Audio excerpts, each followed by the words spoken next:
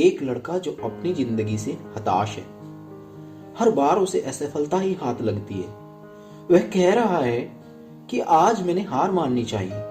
मैंने अपनी जॉब छोड़ दी, अपने सारे रिश्ते छोड़ दिए, अपनी आध्यात्मिकता छोड़ दी। मैं आज अपनी जिंदगी खत्म करना चाहता था। यही सोचकर मैं भगवान से आखिरी मुलाकात करने एक जंगल में गया, एक आखिरी बात कहने। मैंने कहा, हे भगवान, क्या आप मुझे कोई एक ऐसी वजह बता सकते हैं कि मैं आखिर क्यों हार न मानूं? उनके जवाब ने मुझे चकित कर दिया। आसपास देखो दोस्त, भगवान ने कहा, क्या तुम्हें अपने आसपास घास और बंबू के पेड़ दिख रहे हैं? मैंने कहा, हां।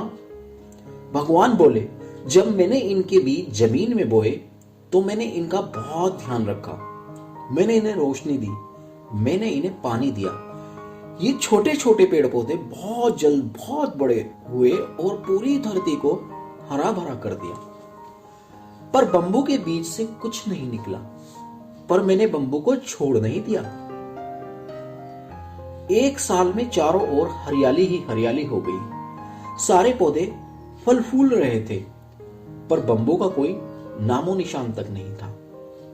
दूसरे साल भी पेड़ पौधे बढ़ते गए, पर बंबू अभी तक उगा नहीं था।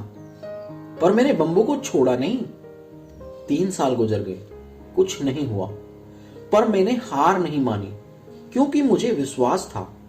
4 साल में भी कुछ नहीं आया, पर मैंने फिर भी हार नहीं मानी। 5वें साल में धरती से बंबू का बीज अंकुरित हुआ। दूसरे सारे पेड़ पौधों की तुलना में ये बहुत ही छोटा था, पर केवल 6 महीने में बंबू 100 फीट तक बढ़ गया। क्या तुम्हें पता है, उसने 5 साल अपनी जड़ें मजबूत करने में, उन्हें फैलाने में बिताए, और उन जड़ों ने उसे मजबूत बनाया और जरूरत की वो चीजें दी जो उसके लिए जरूरी थी। मैं ध्यान से सुनता रहा। भगवान ने मुझसे कहा, मैं किसी को भी ऐसी चुनौती नहीं दूंगा जिसे वो पूरा न कर पाए। क्या तुम्हें पता है, अभी तक तुम अपनी जड़ें मजबूत कर रहे थे। मैंने कभी बंबू का साथ नहीं छोड़ा। मैं तुम्हें कभी अकेला नहीं छोड़ूंगा। तुम खुद को दूसरों से कंपेयर करना छोड़ दो। सबकी अपनी अपनी क्वालिटीज होती हैं, सबकी अपनी अपनी परेशानियां होती है, और सबके अपने अपने काम करने के ढंग होते हैं। तुम्हारा भी समय आएगा।